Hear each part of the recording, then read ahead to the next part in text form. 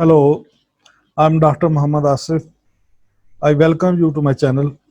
In Explore English Grammar lecture series, I will discuss nouns, how they work, rules, examples today. Noun. Let's define noun first. A simple definition. A noun is a word used as the name of a person, place, or thing. Note: the word thing is used to mean anything that we can think of. Kinds of nouns. There are four kinds of noun in English: common nouns, dog, man, table; proper nouns, Lahore, Pakistan, Mississippi, Tom; abstract nouns, beauty, courage, fear, joy; collective nouns, crowd, flock, group, swarm, team. Kinds of nouns. A common noun is a name given in common to every person or thing of the same class or kind: boy, city, book. Common nouns include what are called collective nouns and abstract nouns. A proper noun is the name of some particular person, place, or thing, like Ali, Faisalabad, the Arabian Nights. A collective noun is the name of a number or collection of persons or things taken together and spoken of as one whole. Examples: crowd, mob, team, flock, herd, army, fleet, jury, family, nation, parliament, committee.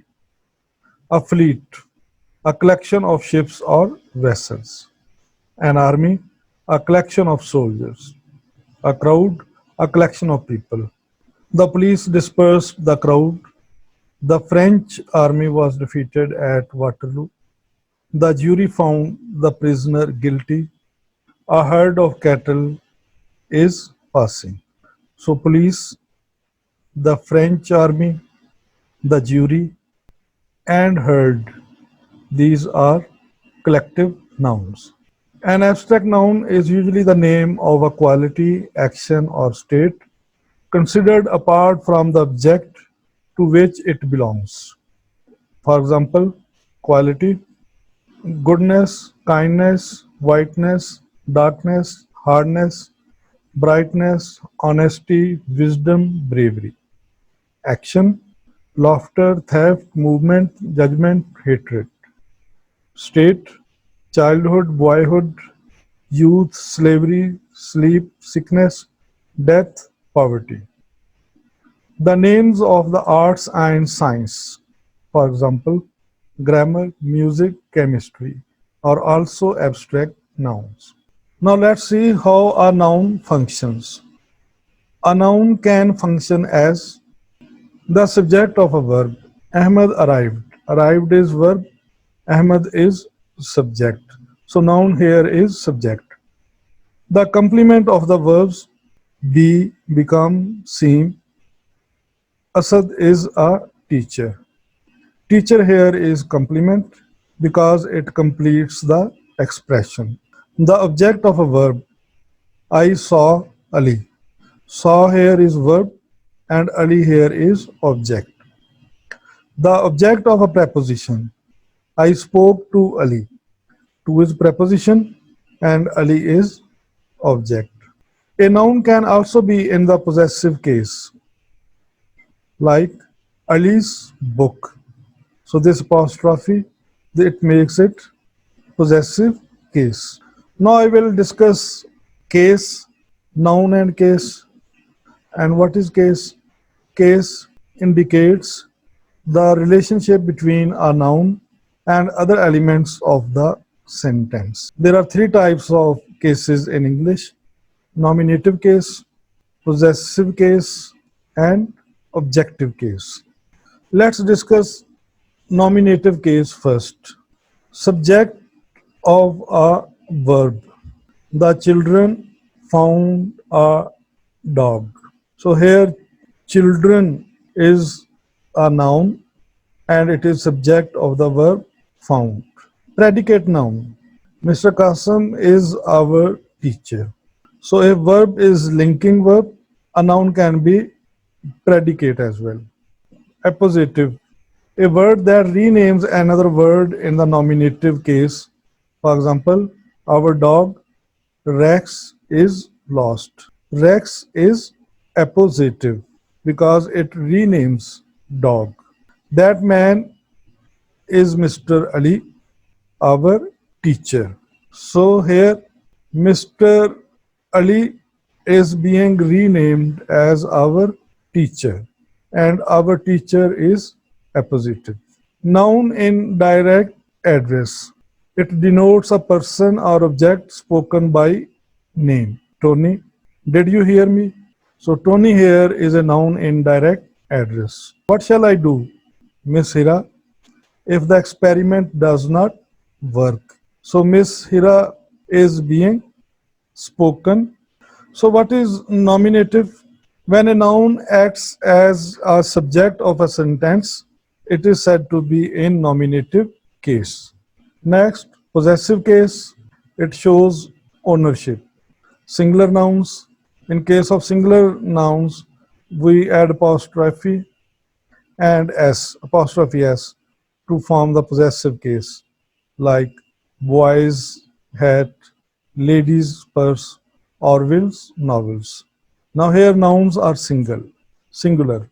Plural noun, add apostrophe and s to plural nouns that do not end in s. Now this is important.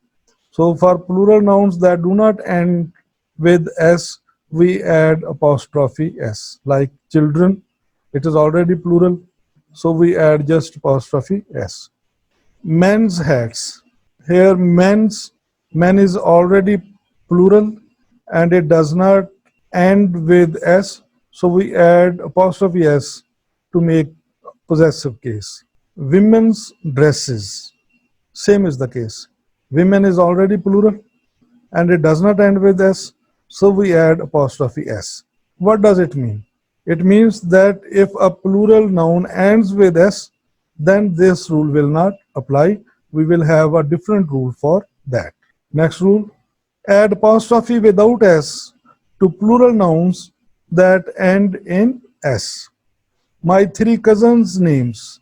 Now cousins already contains an s at the end. So we just add apostrophe and there is no need to add another s. Keats's poetry. Keats's, it already ends with s. So we just add apostrophe and we don't have to add another s. The s after the apostrophe may also be omitted after singular nouns ending in s if the sound is awkward. Mr. Howell's car. So if the noun is singular, only apostrophe and avoid adding s. With gerunds, what are gerunds? First form plus ing, and gerunds are verbal nouns in grammar. Use the possessive form of the noun before a gerund. We approved of Bob's buying a used car. So Bob's is a possessive noun, and before a gerund we use possessive noun. Now I will discuss objective case. The objective case refers to a noun or pronoun used as an object. So when a noun or pronoun is an object in a sentence, it is said to be in objective case. The object may be a direct object, indirect object, or object of a preposition. Now we will discuss objective case in detail. Direct object of a verb. Tom swept the sidewalk. So the verb here is swept and direct object is sidewalk. Indirect object of a verb. Ali gave his sister a book. His sister is indirect object and book is direct object. Object of a preposition. Salma is waiting at the library. So here library is object and preposition is at. Appositive. A word that renames another word in the objective case. We found our last dog, Rex. So Rex is appositive. I gave your pen to your sister hina. So hina is object in appositive or appositive object. Object of an infinitive. Ahmad wants to buy a book. To buy is infinitive and book is object. Complement of an infinitive. I found him to be an honest man. Honest man here is complement and it is also object. And to be is infinitive. Subject of an infinitive. He wants Tom to wash the car. To wash is infinitive and Tom here is subject. So object can be a subject as well at the same time in the same sentence. Object of a gerund. Writing a book is difficult. Writing here is gerund and book is object. Object of a participle. Having written a book, Ahmed sent it to a publisher. Having written is perfect participle and book is object. Objective complement. I call Jamal my friend. My friend here is objective complement. Now I will discuss types of objects. There are two types of objects, direct and indirect objects. Direct objects. A direct object answers the question what or who. Example, Aslam repaired his car. His car is the direct object of the verb repaired. What did Aslam repair? Car. He invited Ali to the party. Ali is the direct object of the verb invited. Who did he invite? He invited Ali. So Ali is direct object.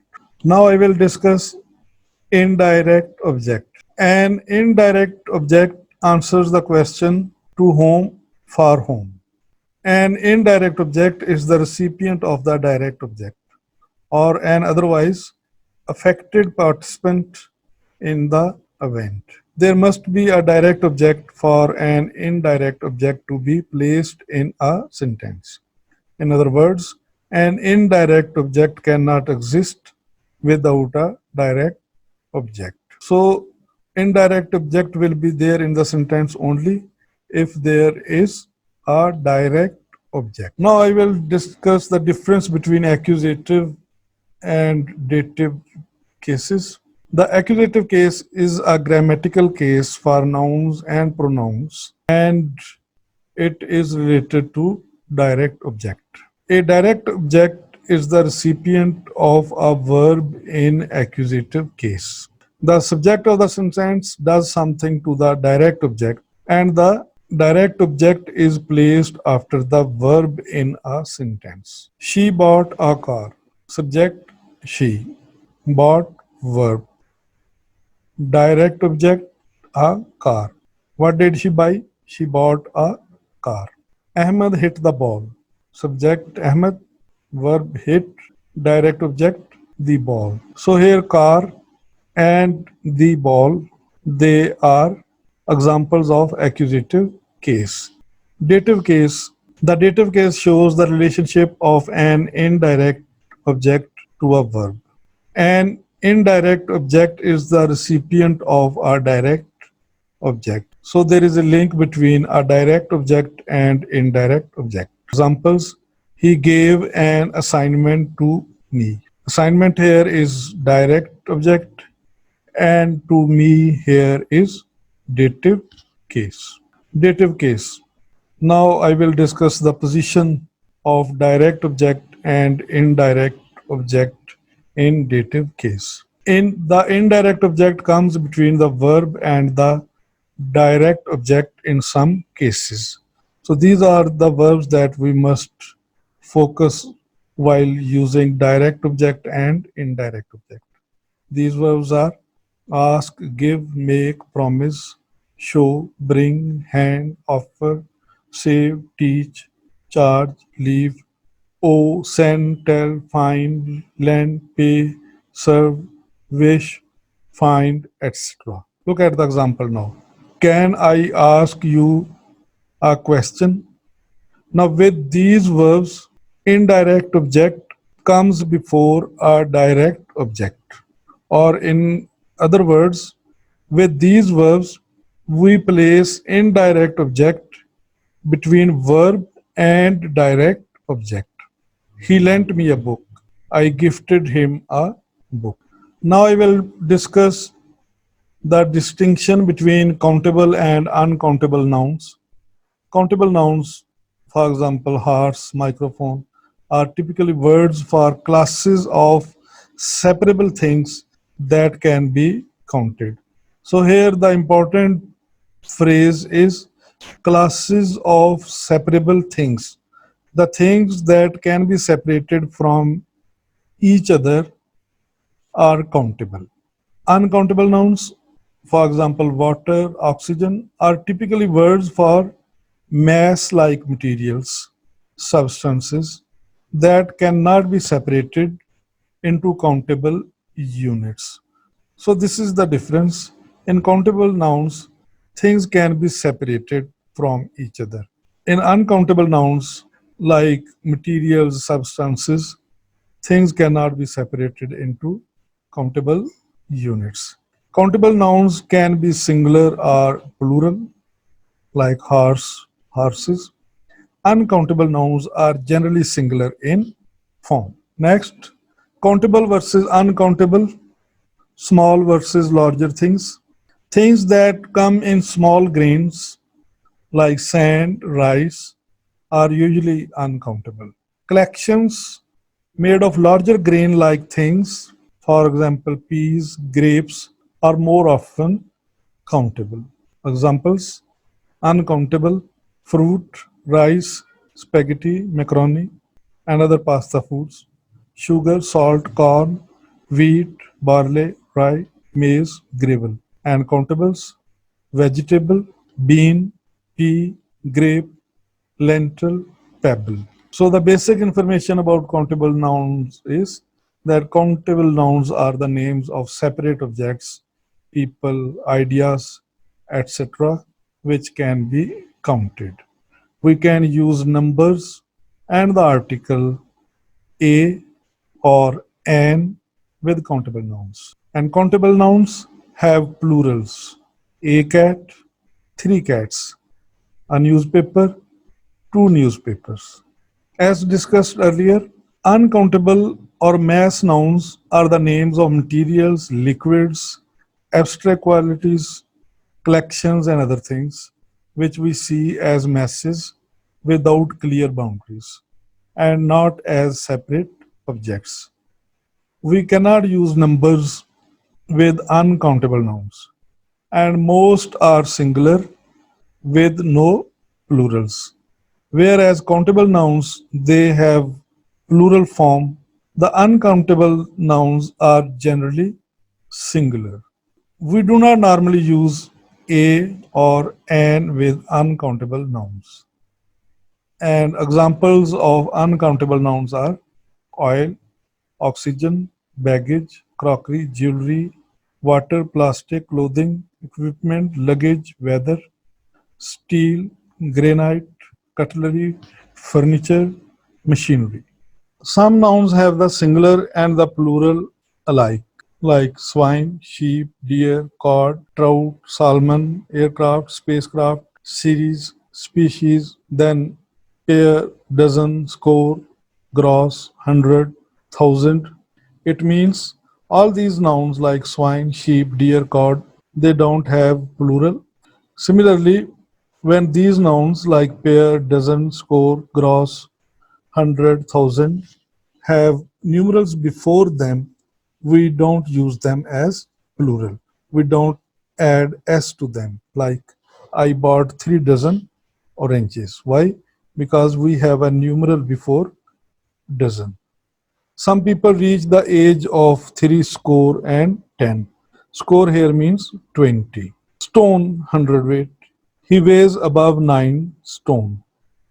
20 hundredweight make 1 ton. Some nouns are used only in the plural. Names of instruments which have two parts, forming a kind of pair as bellows, scissors, tongues, pincers, spectacles. So these nouns, they are used only in the plural.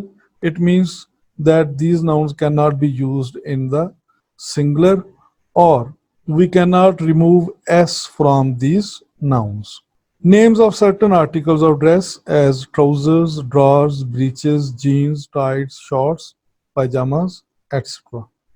Certain other nouns as annals, thanks, proceeds, tidings, environs, nuptials, obsequies, assets, chattels. So all these nouns, they are used only in the plural, and we cannot remove s from them.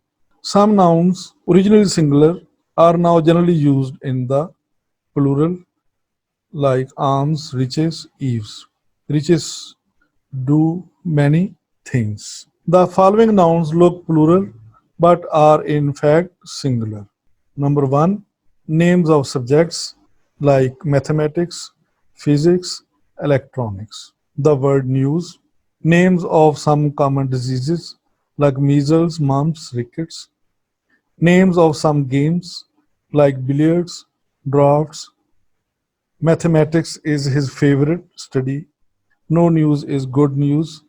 Pakistan won by an innings and 3 runs. Measles is infectious. Billiards is my favorite game. Means is used either as singular or plural, but when it has the meaning of wealth, it is always plural. As he succeeded by this means or by these means in passing the examination. His means are small, but he has incurred no debt.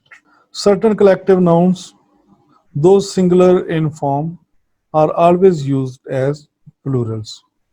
Poultry, cattle, vermin, people, gentry. Now let's have a look at the examples. These poultry are mine. We cannot say this poultry is mine. Whose are these cattle? And we cannot say whose are these cattle. Vermin destroy our property and carry disease. Who are those people? And people here means persons. There are few gentry in this town, and we cannot say there is few gentry or there is no gentry in this town. Note, as a common noun, people means a nation and is used in both singular and plural. The Japanese are a hardworking people. There are many different peoples in Europe. So people can be both singular and plural depending on its use. Abstract nouns have no plural, they are uncountable, like hope, charity, love, kindness. When such words do appear in the plural, they are used as countable. For example, provocations, instances or cases of provocation, kindnesses, acts of kindness.